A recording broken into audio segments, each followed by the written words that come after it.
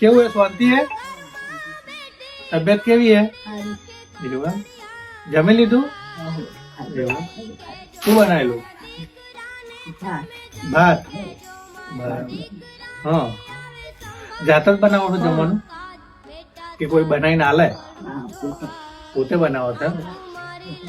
હા તો તમારી તો કોમ થાય એવું લાગતું નહીં. રાગે રાગે બનાવી રાગે રાગે બનાવો છો. રાગે રાગે બનાવી હા જય માતાજી મિત્રો, માનવ સેવક પ્રભુ સેવા.